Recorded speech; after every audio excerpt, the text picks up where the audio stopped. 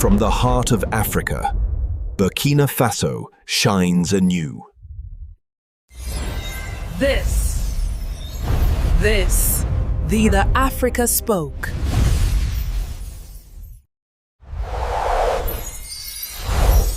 Don't forget to subscribe for more powerful African stories.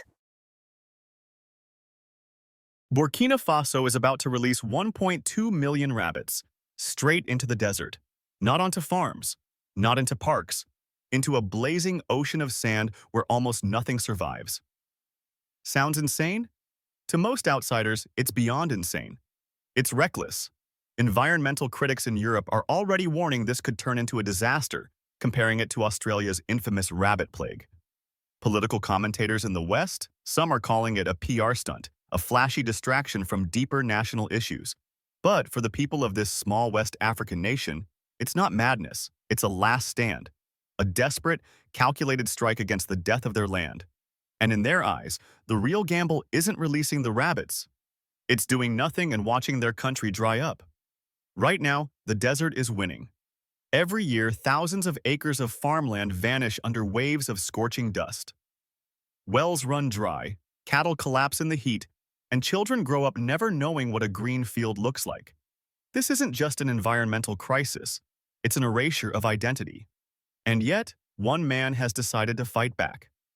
Not with billion-dollar machines or foreign aid, but with an army of small, tireless creatures armed with nothing but claws, instinct, and the will to dig.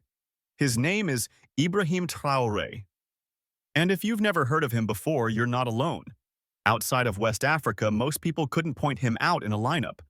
But in Burkina Faso, he's not just a president. To many, he's the man who decided that waiting for help from the outside world was a slow form of suicide. You have to understand something here. This isn't a country that can just pick up the phone and order 100 deep plowing tractors from John Deere or buy the latest irrigation systems like California farms do. The budget is tight. International aid? It comes with strings attached, promises from foreign capitals. They can vanish faster than the morning dew in the Sahel. So when Traoré stood in front of dozens of cameras in Ouagadougou and said, "We do not wait for miracles, we create them," he wasn't delivering a feel-good soundbite for the evening news. He was sending a message to his own people. We're going to do this ourselves, our way. And here's the kicker. He chose rabbits. Yeah, you heard that right. Not camels, not goats, not some genetically engineered plant. Rabbits. To a lot of outsiders, that sounded like a joke, maybe even a political stunt. But Traoré had done his homework. In Australia, ecologists have seen how burrowing mammals restore lifeless grasslands. In the US, prairie dogs have brought biodiversity back to entire regions. In South Africa, aardvarks digging for food have left behind soil ready for seeds to grow. The science was there, scattered across different continents. But no one, absolutely no one, had tried it on this scale.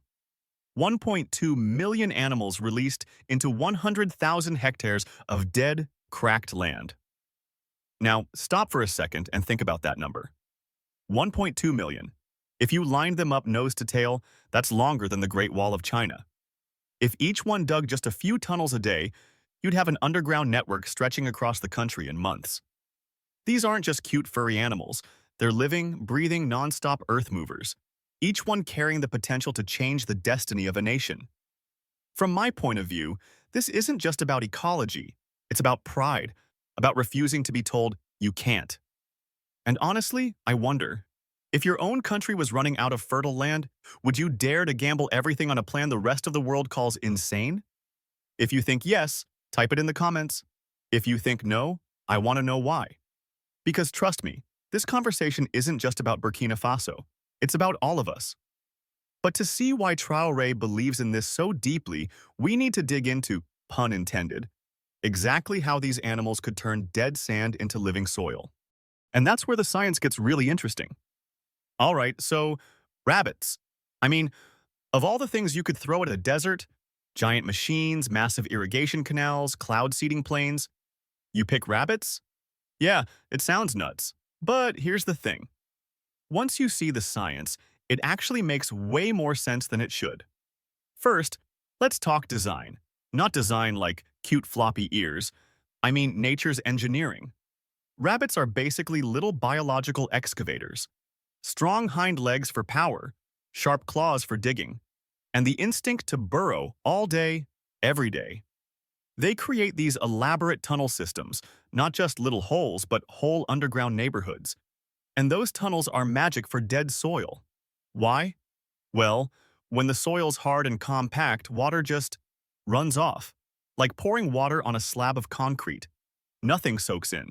Roots can't grow deep, microorganisms can't survive, plants die. But a rabbit burrow? That's like punching straws into the ground so rain can slip deep underground. Oxygen gets in, water stays longer, and suddenly you've got a microclimate where plants can actually breathe.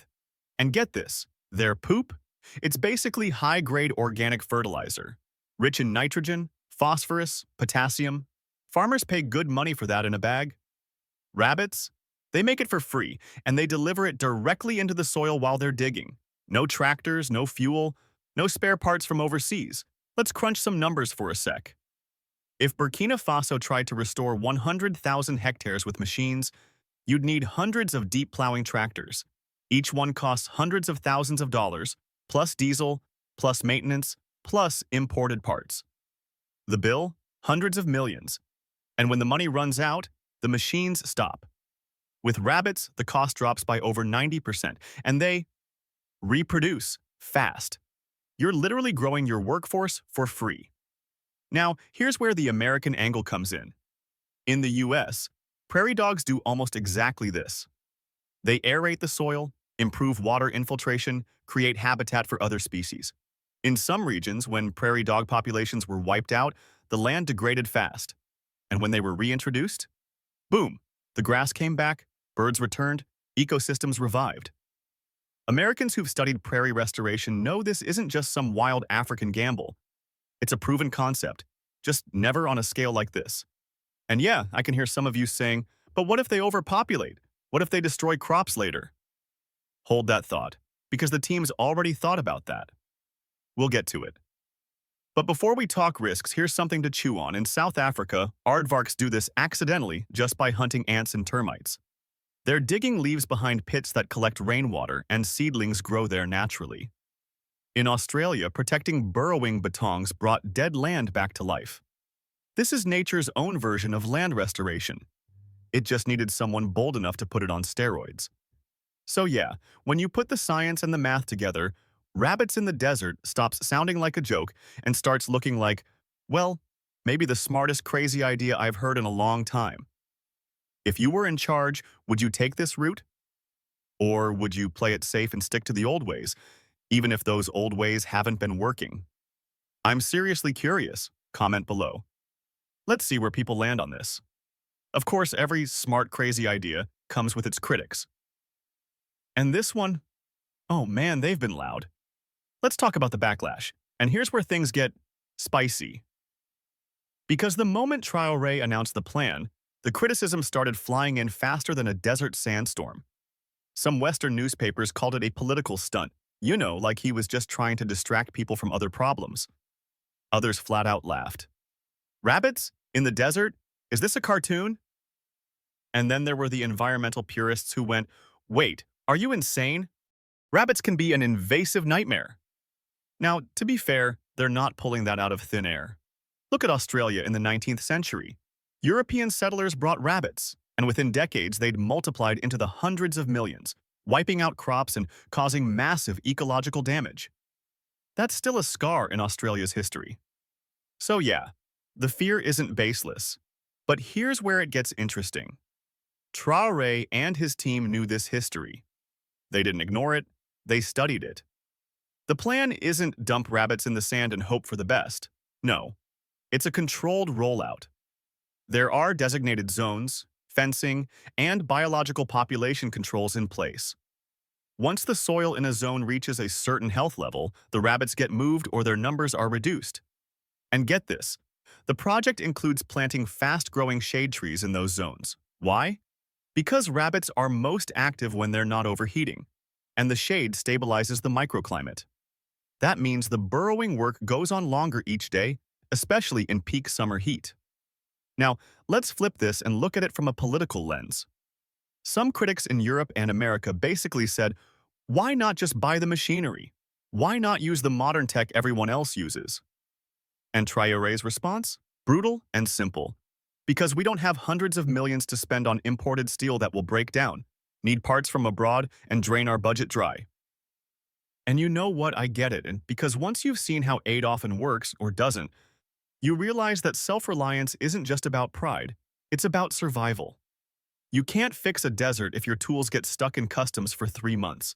From the American perspective, this is fascinating because in the US, there's a whole buy American mentality when it comes to farming equipment. People want domestic solutions. Traoré is basically doing the same thing, but instead of American tractors, his domestic solution is literally a homegrown army of rabbits. But here's a question for you, and I'm not saying this to be cheeky. If the rest of the world laughs at you for trying something unconventional, do you stop? Or do you double down and prove them wrong? Because that's exactly what Burkina Faso is doing right now. If you think they should prove the world wrong, say it in the comments. If you think they're doomed to fail, say that too. Trust me, this is one of those debates where nobody's sitting on the fence, except maybe the rabbits. And while the internet argues about whether this is genius or madness, something's quietly happening on the ground, or rather, under it. And it's changing the way people in Burkina Faso see their future. Here's the part that most of the headlines skip over. This rabbit plan isn't just about fixing the land, it's about fixing people's lives. And in Burkina Faso, that's a much bigger deal than most outsiders realize. Think about it. When the desert swallows your farm, you're not just losing crops. You're losing your income, your home, and often your reason to stay in your village. That's why every dry season, thousands of people pack up and leave for the cities or even other countries. Young men end up in low-paying jobs far from their families. Kids grow up in crowded slums instead of open fields. Entire communities vanish. Traoré's plan is flipping that script. Every hectare restored means farmland families can return to. Every zone with rabbits digging means jobs, real, local jobs. You've got people caring for the rabbits, building and maintaining protective fencing, planting erosion control trees, managing water reservoirs, and later harvesting the crops that grow back. And here's a number for you. The project estimates thousands of direct jobs and even more indirect ones once the land starts producing food again. That's money circulating inside the country instead of flowing out to foreign contractors. Now, from my point of view, this is huge. Because money earned at home doesn't just feed one family. It keeps shops open, schools running, and small markets alive. It's the difference between a village slowly dying and a village buzzing with life. Here's where I think Americans might see something familiar. In the US, there's this pride in small-town revival, bringing manufacturing or farming back to rural areas so young people don't have to leave. That's exactly what's happening here. Just on a different scale and with, well, rabbits instead of factories. But let's be real. Rebuilding community ties takes more than paychecks. There's a psychological shift happening too. When people take part in saving their own land, they start to believe in it again. Farmers aren't just told, hey, your soil is better now. They can see it. They can walk out into fields that were dead 5 years ago and feel the earth crumble between their fingers. They can watch their kids play under the shade of trees they helped plant. That's not just farming, that's reclaiming identity. And honestly, I think this is where the critics miss the point. They focus on whether the rabbits will work fast enough or if the science will hold up. But even if the green comes slower than expected, the act of doing something, and doing it together, is already changing the social fabric. So let me ask you this. If you lived in a place where the land was dying, would you want to sit around waiting for foreign experts to parachute in with their machines? Or would you rather roll up your sleeves, grab the tools you've got, and fight for it yourself? If you're in that second group, hit like, share this video, and drop a comment. Because here's the thing. The more people talk about this, the more it proves that unconventional ideas can't just be laughed away. And speaking of unconventional ideas, wait until you hear what the future could actually look like if this plan works. Trust me, it's nothing short of jaw-dropping. Close your eyes for a second and picture this. It's 5 years from now. The air is cooler. The wind isn't carrying sand that stings your skin. It's carrying the scent of maize and peanuts ready for harvest. The fields are green, stretching farther than the eye can see, broken only by the shimmer of water in full reservoirs. That's not a fantasy postcard. That's the target. 80% of the 100,000 hectares brought back to life. Farmers harvesting rice, beans, and maize where nothing but cracked earth once lay. Groundwater levels rising. Wells that had been dry for decades are now full enough for kids to splash in during the heat of the day. And the economic side? Oh, it's massive. Restored farmland means more food produced locally, less reliance on imports, and potentially even enough surplus to export to neighboring countries. In dollar terms, that's millions saved every year.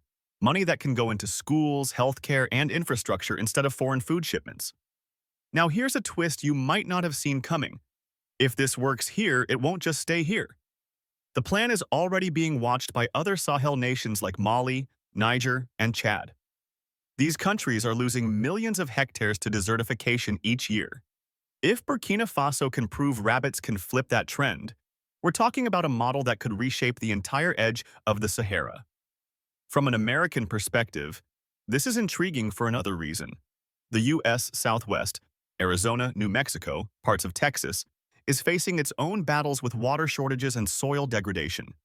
The idea that you could use nature's own ecosystem engineers instead of only relying on high-cost infrastructure could be a game-changer in areas where budgets are tight and climate change is biting hard.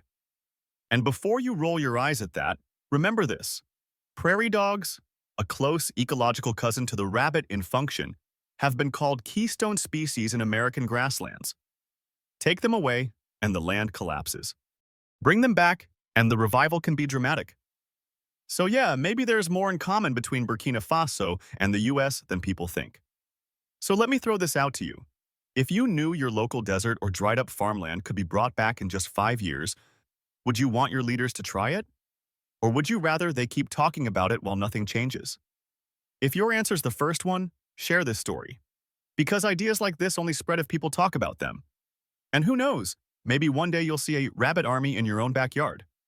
But before we get too carried away with green dreams, let's remember, this is still a fight. And every fight needs allies. The question is, how far is the world willing to stand with Burkina Faso? Here's the thing. What's happening in Burkina Faso isn't just a local experiment. It's a blueprint the whole world could learn from. Because desertification isn't picky. It's not just an African problem. It's creeping into Asia, the Middle East, parts of Europe, and yes, right into the United States. Let's talk numbers for a second. According to the UN, the Sahara alone swallows about 50,000 square kilometers of land every year. That's twice the size of Belgium, gone, every year. Globally, we're losing an area of fertile soil roughly the size of the UK annually. The cost? Upwards of 490 billion in lost crops, livestock, and ecosystem services each year. Now imagine if just a fraction of that land could be recovered using a low-cost, nature-based approach. In a time when climate solutions often come with billion-dollar price tags and endless debates, the idea of let the animals do the work is refreshingly simple.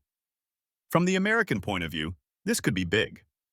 In states like California, where drought has become a regular headline, farmers are already experimenting with regenerative agriculture, cover crops, no-till farming, integrating livestock into land management. What Traoré is doing? It's like taking that regenerative philosophy and cranking it up with a turbocharger made of 1.2 million rabbits.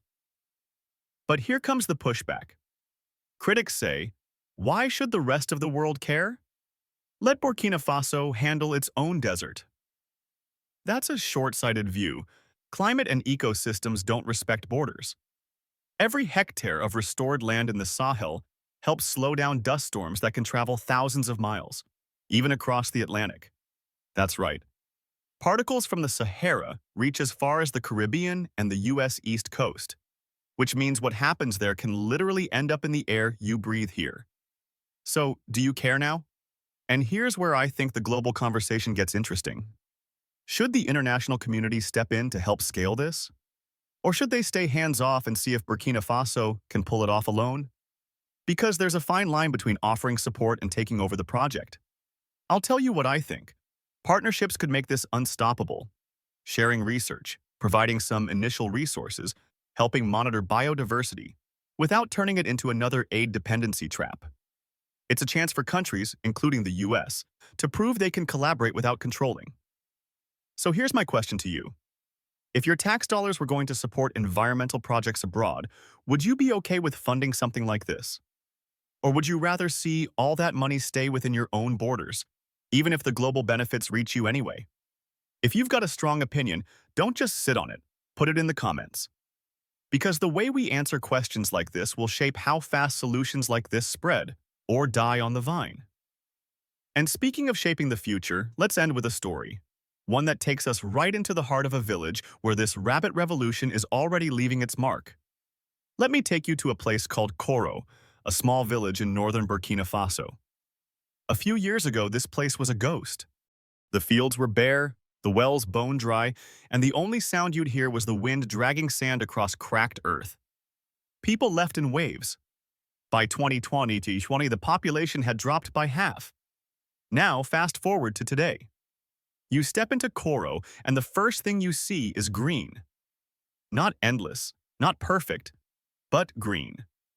Rows of maize breaking through the soil, young trees holding the sand in place, a shallow reservoir shimmering under the sun. And yeah, if you look closely, you'll see the little culprits hopping between the crops, disappearing into burrows like they own the place. I spoke to a farmer named Amadou. 5 years ago, he was ready to leave for the city. His cattle had died, his fields were useless. But when the rabbit project came, he stayed. Today, he's growing enough food to feed his family and sell the surplus at the market. His kids, who used to walk 6 miles to fetch muddy water, now play football after school because the well is full again. He told me, "Before we thought the land was dead, now we know it was just sleeping." That's not just optimism, that's rebirth. And here's the part that really gets me, the pride. These villagers aren't saying, "Some foreign project saved us." They're saying, "We saved ourselves." That shift in identity, in ownership, is priceless. You can't put that in a UN report or measure it in GDP points, but you can feel it in every handshake, every smile. Now, I know there are still people out there rolling their eyes, saying it's too soon to celebrate, that the rabbits could become a problem later, that nature doesn't work on political timelines. And maybe they're right. Maybe there are challenges ahead we can't see yet. But tell me this, do you walk away from a good fight just because it's not guaranteed? Or do you push because every inch you win matters? If you've made it this far, you already know where I stand. I think this is history in the making, and I think whether you live in Ouagadougou, New York, or Los Angeles, you have a stake in it. So here's my final ask. If you stand with Burkina Faso, hit like, share this story, and leave a comment saying, "I stand with the rabbits," because every person who adds their voice makes it harder for the world to ignore what's happening here. And who knows, maybe the next time you hear tiny footsteps digging under the earth, you'll smile and think, that's the sound of life coming back.